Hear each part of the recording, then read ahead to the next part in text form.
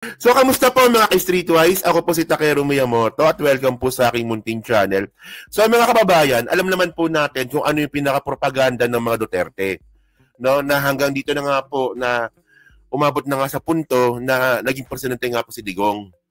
So, alam naman po natin na gamit po talaga yung word na droga. No? Ayan po talaga yung ginamit ng Duterte camp para po maging presidente nga po si Digong. At alam nyo, nakakatawa dito mga kababayan, ganyan po katanga si Baste. No, gasgas na po yung word na droga-droga na yan, ginagamit niya rin po hanggang ngayon. No? So ngayon, ang bagong pakulong ngayon ni Baste, ito. Sabi dito, no, drug pushers, binalaan ni Baste sa Davao City. Walang yan na yan, hanggang ngayon hindi pa pala tapos ang droga dyan. Alam nyo, ito yung hindi masagot-sagot na mga bobong mga DDS eh. Kaya nga sila bobo, hindi nila alam na mga bobo sila. Walang yung mga DDS na to. Oh, pagtanungin mo yung mga DDS, mga kababayan, oh, bakit nyo gusto si Duterte? Kasi napatigil niya yung droga sa Davao. Kung napatigil ng mga Duterte ang droga sa Davao, bakit hanggang ngayon may droga pa rin sa Davao? Puta, 4 na dekada na sila nandun from 1980s. O tama ba? 80s, 90s, 2000, no? 4 na dekada na nga. Oh, 4 na dekada na sila nandun, hanggang ngayon nilalabanan pa rin yung droga. Akala ko ba walang droga sa Davao? So isa lang ibig sabihin nun, budol. Binudol tayo ng mga buwakan ng inang mga yan. At hanggang ngayon, nagpapabudol pa rin kayo hanggang ngayon? So parang katangahan naman na yan.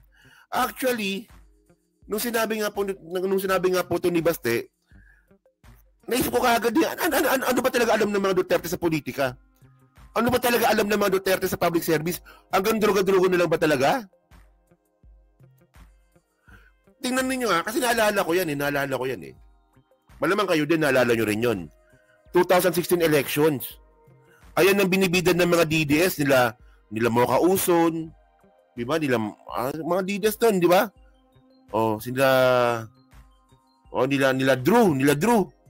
Nila Drew Olivar, di ba? Na gusto naman si Digong. Kasi yung Davao, nalinis ang Davao, walang droga. O kung nalinis pala yung Davao nang walang droga, bakit hanggang ngayon may droga pa din? Actually, alam nyo, no, pangit lang talaga yung naging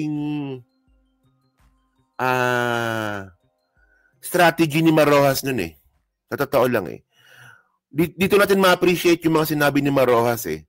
Hindi, kayo ba naisip nyo rin ba yun? Di ba? Yung mga sinasabi ni Marojas na si Duterte ay mamamatay tao, si Duterte ay sinungaling, si Duterte ay budol, may droga sa Davao. Di ba? Hindi tayo naniwala nun kay Marojas kasi hindi rin kasi maganda yung political strategy ni Marojas nun eh. Di ba? Saka naman kasi nakakita na gumaganong ka kasi, di ba? Nagtatraffic ka, gumaganong ka. Hindi mo naman kailangan gawin yun. Wala, mali talaga eh. Mali eh. Dapat si Marojas, dapat presidente nun kung inayos niya eh. Oh. Hindi ako, kasi tandaan nyo kapag tayo bumoboto po tayo, hindi naman tayo bumoboto ng magaling. Bumoboto po tayo ng less evil. O ngayon, ang lumalabas pala doon sa mga tumatakbo noong 2016, ang less evil pala doon si Miriam. Si Miriam malapit na rin matigok noon. So yung less evil talaga noon pala si Marojas. Alam naman si Grace po. Si Grace po may issue na naman ngayon. Di ba? Korupsyon. Sa flood control. So hindi siya less evil. Si Binay, di ba? Tama rin, di ba? Si Binay. Si Marojas talaga. Saan ka naman nakakita kasi si Marojas yung gumaganong-ganon pa. Doon siya natalo sa ganong-ganon eh. Dapat di niya ginawa yung ganon eh.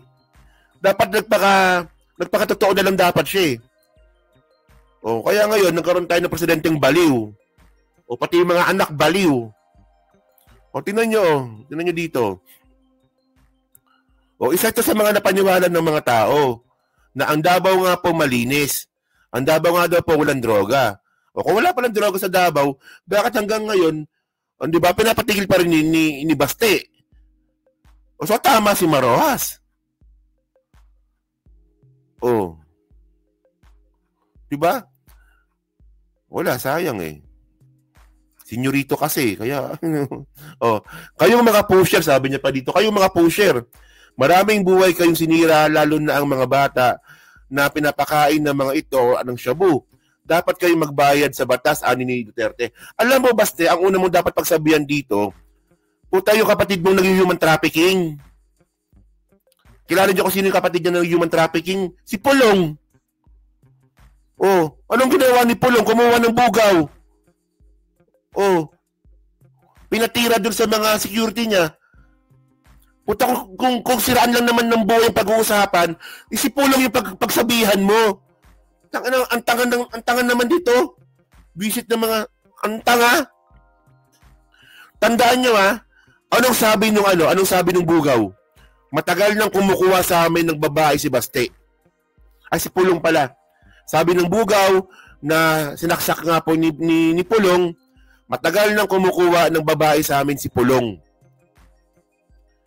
Di ba? Si Iyotman. Oo. Kung siraan ng buhay lang naman yung pinag-uusapan dito, actually, yung kumuha ka ng babae, di ba?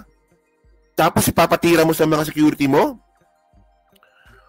paninira din ng buhay yun So hanggang droga na lang pala. So ibig sabihin, kompleto pala sa Davao. May droga na, may prostitution pa. Oh. Kaya kung mga Adidas, nasasagot nyo ba yun? Nasa tamang pag-iisip pa ba kayo? Kaya nyo bang sagutin yun? Actually, hindi na pwedeng itanggi yun kasi video yun. Ewan ko sa mga to. Tapos ngayon, drogo na naman. Wala bang bago? Oh. Puta, nakita nyo si Baste? Nakita nyo si Pulong? Nakita nyo si Pulong kung paano sumayaw? Ayun, hindi ko dati yung video, gumagano talaga, no? Diba? Jug. Ando na ignition na da. Parang sanay na sanay no? Sanay na sanay kumuha ng babae si Pulong. Oh. Sir, kamusta yung isa ng pangkaso kay Pulong? Oh, ongoing siya Oo, ongoing yung kaso. Oh. So, sabi pa dito, continue dito.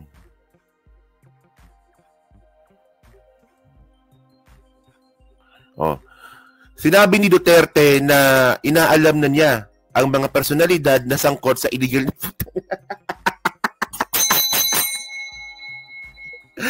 Tingnan nyo Sinabi ni Duterte na inaalam na niya ang mga personalidad na sangkot sa illegal na droga, illegal drug trade upang masawata ang paglaganap ng illegal na droga. Oh, tingnan niyo mga kababayan, no? Di ba? Ang sinasabi ng mga DDS, walang droga sa Davao, sabi naman ni Baste, inaalam ko pa lang kung sino yung mga personalidad na sangkot sa illegal drug trade. So, inaalam niya pa lang, puta, so ibig sabihin, kalat po ang droga sa Davao. Alam niyo mga kababayan, no? Ito yung mga dapat na Hindi na nga dapat niya sinabi, pinagmalaki niya pa. Oh. Bel patakiro. Hindi, natawa kasi ako eh. Di ba? Pinagmamalaki ng mga DDS na maganda yung pamamalakad ng mga Duterte pagdating sa droga sa Davao. Tapos sasabihin ni Pulong, aalamin pa lang namin kung sino yung mga personalidad. So, hindi mo alam. Tangin ng mga DJs to. Hindi ko alam kung anong klaseng utak meron kayo na ano bang, ko. Lahat na lang nakatangahan sa lupa, inangkin nyo na. Walang yan na yan. Ano yan, nung umulan ng katangahan sa mundo, sinalunin nyo lahat? Puta, hindi man lang kayo nag-share sa amin. Oh, tingnan nyo Dito pa lang mga kababayan, ginawa na silang tanga ni Baste dito eh. Boss, lahat ng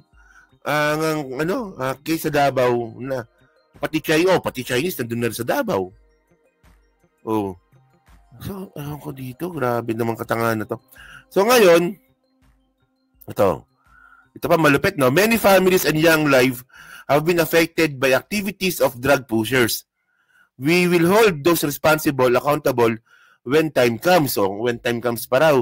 Git di Baste na sinabing magpapatuloy ang kanilang pinalakas na anti-drug campaign. Oh. Tila nagpasaring pa si Baste sa administrasyon at tinukoy nito ang tinuran ni Senadora Amy Marcos na may mga individual na mga adik ang dapat tuligsain ng mamamayan at dapat mapanagot ng mga otoridad. O, yan na naman ginabat si Amy Marcos. Alam nyo, no? Ito yung sinasabi ko dito eh. Ito yung ewan ko lang pero para sa akin, in my own opinion, gasgas na po talaga yung drug war na yan. Gasgas na po talaga yan. Pero pilit pa rin po itong binubuhay ni Baste. So, ano ba? Hanggang doon na lang ba yung kaya ng utak ni Baste? Druga-druga na lang ba? Oh. So actually, may video pa yan dito eh. Tingnan nyo. May video yan eh. Saan na ba yun? Ito, tingnan nyo to. Oh, sir. Kana mga... O, naman, Bisaya pa. well, to be fair, kasi nasa Davao siya. So, Bisaya lang. Okay lang. Sige. Kinabuhi ninyong ginaguba, kana mga bata nga ginapakaon ninyo anang sabo. Pabayron ta mo pag abot sa panahon.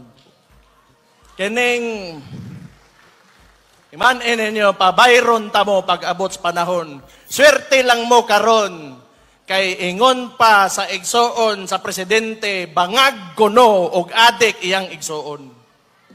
Tayo naman din si Jimmy Bundok yung yung session. Oo. Pabayron ta mo timan-ina ninyo. Mo na karon pa lang ginalista ko na inyong mga pangalan. Paghuwat mo, because there will be a day of reckoning inyong mga gidadaot na pamilya o mga utok sa itong kabatanon. Kasi sinabi niya na yan dati eh. Sinabi niya na yan eh. O mga taga-Davao, palakpakan kayo Masaya kayo doon? Okay yun. Okay. Saya? Okay. Saya na, galing na.